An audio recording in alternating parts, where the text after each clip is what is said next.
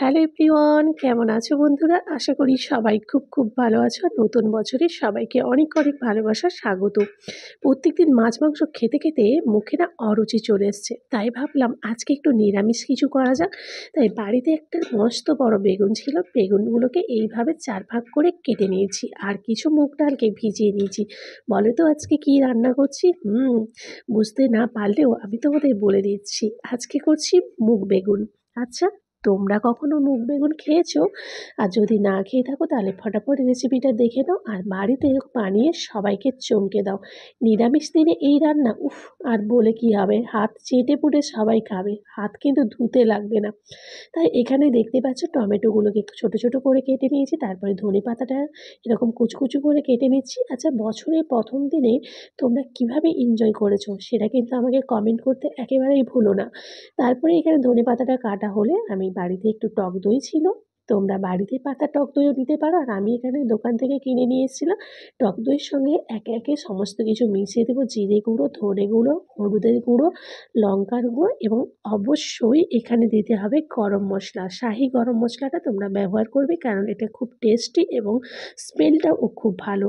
এখানে এদের একটা পেস্ট আমি বানিয়ে নিলাম, ভালো করে এটাকে গুলে নিতে হবে। দইটা যে একটু থাকে সেটাকে ভালো করে মিহি করে নিতে হবে। তারপরে এখানে বেগুন দেখতে পাচ্ছ, তারপরে আদা বাটা, এখানে রয়েছে এলাচ, দারুচিনি, লবঙ্গ, তারপরে হচ্ছে টমেটো কুচি আর পেস্টটা রয়েছে, আর ধনে পাতা কুচি। এখানে আমি তেলটা নিয়ে নিলাম, তেলটা গরম হলে বেগুনটা ছেড়ে দিতে হবে। এখানে কিন্তু একটা জিনিস মনে রাখতে হবে, বেগুনটাকে কিন্তু আমরা কোনোভাবে নুন মাখাবো না, নুন মাখালে বেগুনটা গলে যাবে। শুধু কিন্তু হলুদ দিয়ে এটাকে ভাজা ভাজা করতে হবে। বেগুনটা কিন্তু এই সাইজের কাটতে হবে। দেখতেই পাচ্ছ বেগুনটাকে এরকম কেটে আমি একটু বেশি করেই তেল দিয়েছি, কারণ বেগুনে অনেকটাই তেল টানে তোমরা জানো। তারপরে লাল লাল হলে এরকম তোমরা ছেঁকে নিতে পারো, নাহলে এমনি তুলে নিতে পারো।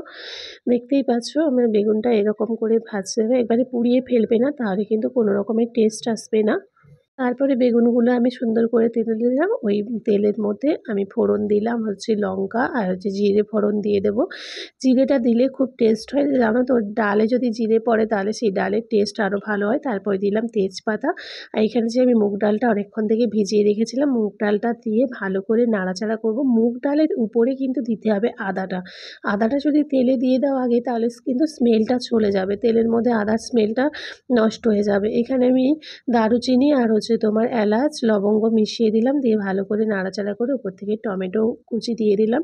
তোমরা চাইলে টমেটোর একটা পেস্টও বানিয়ে নিতে পারো মিক্সিতে, আমি এখানে গোটা টমেটো মানে কুচি কুচি করে দিয়েছি। তারপরে ছড়িয়ে দিলাম কিশমিশ। এই ডালের মধ্যে কিশমিশটা দেবে, তাহলে এই রান্নাটার স্বাদ আরও দুর্দান্ত হয়ে যাবে। এইভাবে ডালটাকে কিন্তু ভাজা ভাজা করতে হবে, একবারে আবার লাল করে পুড়িয়ে দেবে না। এই যে এইটুকু তেল আছে এর মধ্যে নাড়াচাড়া করতে হবে যাতে নিচে না বসে যায়, টমেটোটাকে একটু ঘাঁটাঘাঁটি করে দিতে হবে। তারপরে দেখো আমি দিয়ে দিলাম ওই যে পেস্টটা করে রেখেছিলাম, ওই পেস্টটা দিয়ে দেবো, আর পেস্টটা দিয়ে একটু নাড়াচাড়া করব। দেখতেই পাচ্ছ পেস্টটা দিয়ে নাড়াচাড়া করছি। লঙ্কা আর হলুদের একটু তেলে নাড়াচাড়া করে নিতে হবে, দিলে মানে টেস্টি খুব হবে। এখানে কালারটা এত সুন্দর এসছে তোমাদের কি বলবো। তারপরে যে বাটিতে পেস্ট করেছিলাম সেই বাটিটা ধুয়ে অল্প পরিমাণে একটু জল দিয়ে তোমরা ভালো করে নাড়াচাড়া করে কিছুক্ষণ ঢাকিয়ে রাখবে, যাতে ডালটা সেদ্ধ হয়ে যায়।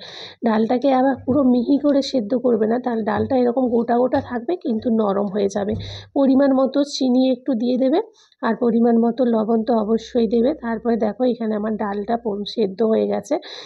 এরকম একটু জল জল থাকতে থাকতে বেগুনটা দিয়ে দেবে উপর থেকে, আর আমি উপর থেকে বেগুনটা দিয়ে দিলাম। দেখতেই পাচ্ছ বেগুনটা দিয়ে আমি এরকম করে নাড়াচাড়া করলাম। দেখো ডালটা আর বেগুনটা একসঙ্গে মাখিয়ে নিতে হবে, কিন্তু এখানে মনে রাখতে হবে যে বেগুনটা যেন ঘেঁটে না যায়। বেগুনটা কোনো রকম ঘাঁটলে হবে না, বেগুনটা এরকম গোটা গোটা থাকবে। আর এই জলটার মধ্যে বেগুনটা ফুটলে বেগুনের মধ্যে নুনটা ঢুকে যাবে। আর উপর থেকে ধনে পাতা ছড়িয়ে দিচ্ছি, ভালো করে ধনে পাতা ছড়িয়ে উপর থেকে একটু নাড়াচাড়া করে দেবো। এটা কিন্তু একবারে শুকনো শুকনো হবে, দেখো এখনও জল জল আছে। যতক্ষণ জলটা আছে ততক্ষণ মানে একেবারে লো ফ্লেমে না, একবারে হাই ফ্লেমে না, মিডিয়াম ফ্লেমে করবে। তারপরে উপর থেকে একটু ঘি ছড়িয়ে দেবে, ঘিটা দিলে এর টেস্টটা সম্পূর্ণ আলাদা হয়ে যাবে। দেখতেই পাচ্ছ পুরো শুকনো শুকনো হয়ে যাচ্ছে পরপর, যতক্ষণ জল থাকবে ততক্ষণ ভাববে বেগুনের মধ্যে সমস্ত কিছু ঢুকে গেল। তারপরে এখানে আমি পুরো শুকিয়ে নিয়েছি এরকমই, মানে একেবারে আবার শুকিয়ে কাট করে দিলে হবে না, এরকম করে। এবার গ্যাসটা আমি বন্ধ করে দিয়েছি, এবার নামানোর পালা। দেখতেই পাচ্ছ ডাল বেগুন, এটা হচ্ছে মুগ বেগুন।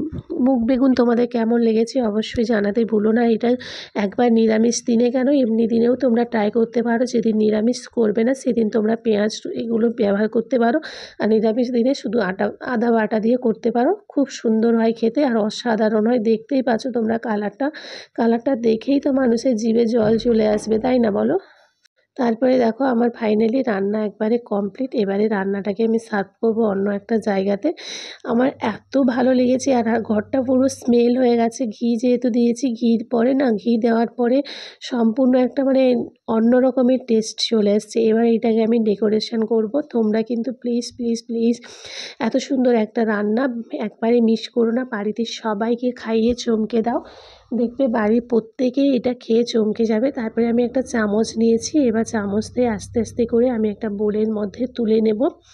তো এই দেখো সুন্দর করে কাটাতে হবে, কারণ বেগুনগুলো যেন ঘেঁটে না যায়, বেগুনগুলো থাকবে গোটা গোটা। তবে সুন্দর করে আমি চামচ দিয়ে এইভাবে বেগুনটাকে তুলে নিচ্ছি। তোমাদের তো আবারও আমি ফাইনালি দেখাবো।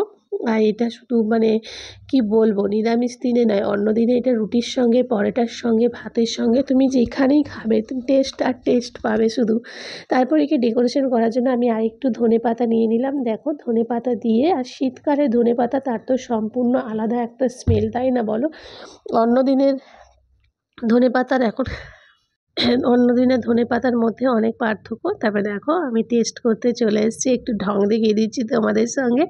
তারপরে আমি নিয়ে চলে এসেছি মুগ বেগুনটা আমি তো খেয়ে দেখলাম যে সত্যি অসাধারণ হয়েছে। কর্তামশাইকে খাইয়েছিলাম, তখন আর ভিডিও করা হয়নি। খুব সুন্দর খেতে হয়েছে, দুর্দান্ত। তোমরা একবার বাড়িতে রান্না করো আর আমাকে কমেন্ট করে জানাতে ভুলো না। আজকে তাহলে আসি বন্ধুরা, দেখা হবে অন্য একটা ভিডিওতে। ততক্ষণে তোমরা ভালো থেকো, সুস্থ থেকো, সবাইকে টাটা।